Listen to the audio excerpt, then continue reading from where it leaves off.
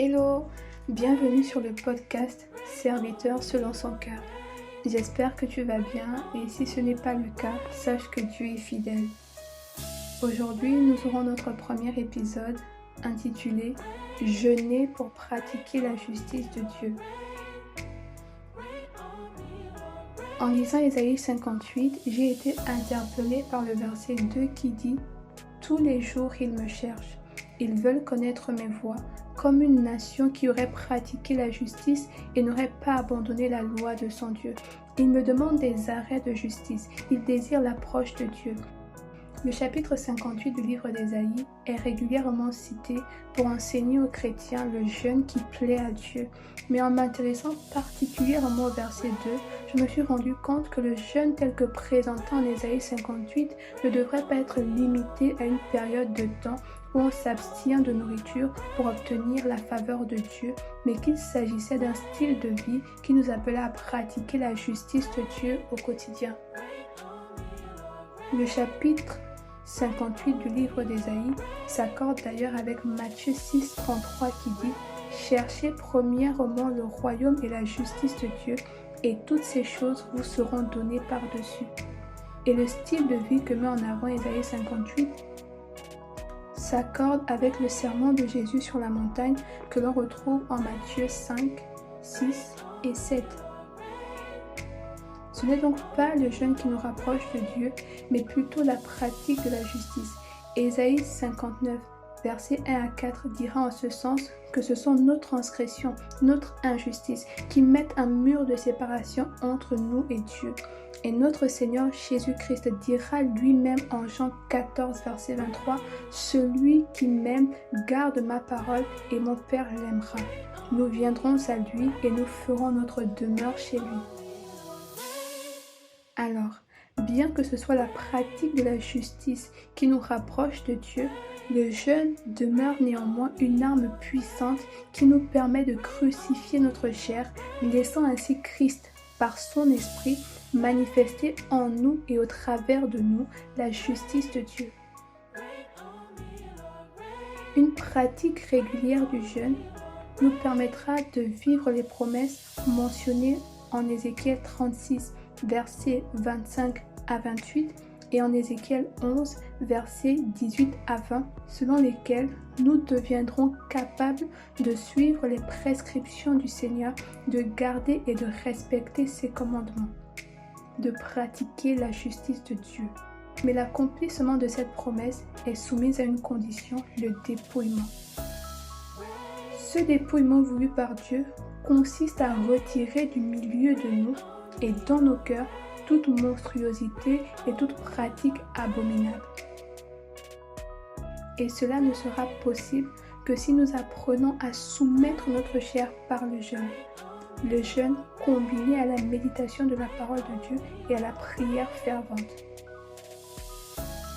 Ce qui permettra au Seigneur de nous purifier de toutes nos idoles et de toutes nos impuretés afin que nous recevions un cœur nouveau et un esprit nouveau.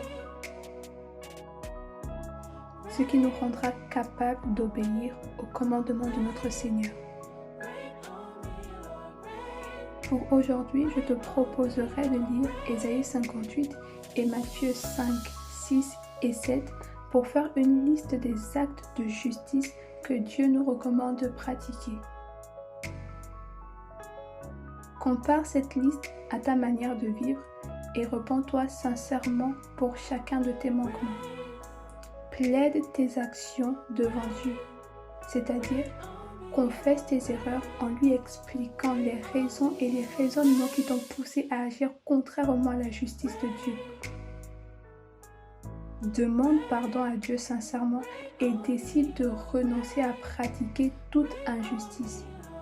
Reconnais ta faiblesse à pratiquer la justice de Dieu et demande l'aide du Saint-Esprit. En accord avec Zacharie 4, verset 6, proclame que ce n'est ni par ta force, ni par ta propre puissance que tu pourras y parvenir, mais uniquement par la puissance du Saint-Esprit.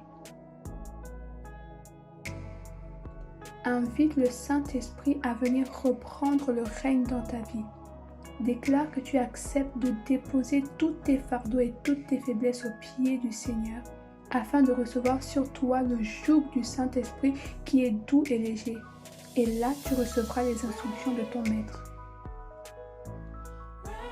Reconnais que tout ce dont tu as besoin se trouve en Christ.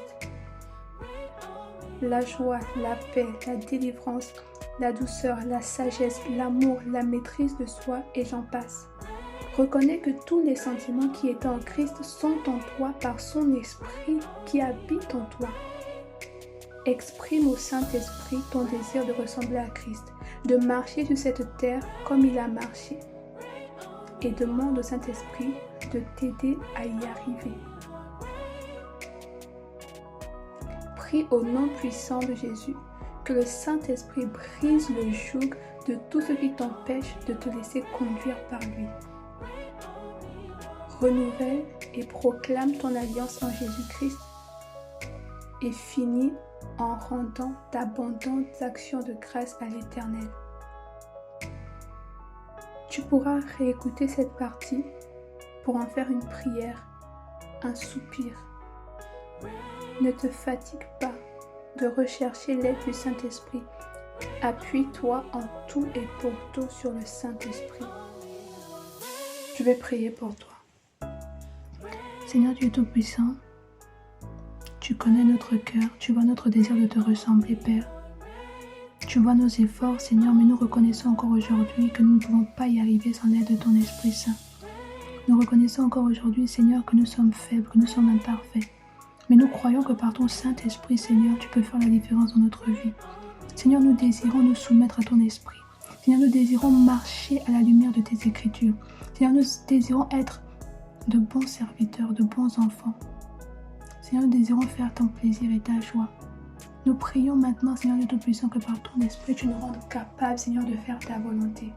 Que par ton Esprit, Seigneur, tu nous rendes capables d'agir sur cette terre comme Christ a agi. Que par ton Esprit, tu nous rendes capables de marcher sur la terre des hommes comme Christ a marché.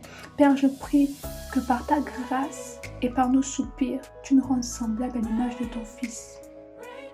Seigneur, nous mettons aujourd'hui nos vies sur l'autel. Nous avons le désir de nous abandonner afin que tu nous façonnes à l'image de ton Fils. Père, je te bénis parce que je sais que tu entends nos soupirs, tu entends nos requêtes, que tu es avec nous, Seigneur. Nous voulons encore te bénir et te glorifier dans le nom puissant de Jésus-Christ de Nazareth. Amen. Voilà, nous sommes arrivés à la fin de l'enseignement du jour. J'espère que ce podcast te fera du bien et te rapprochera davantage du Seigneur. À bientôt pour un prochain épisode. Que Dieu te bénisse.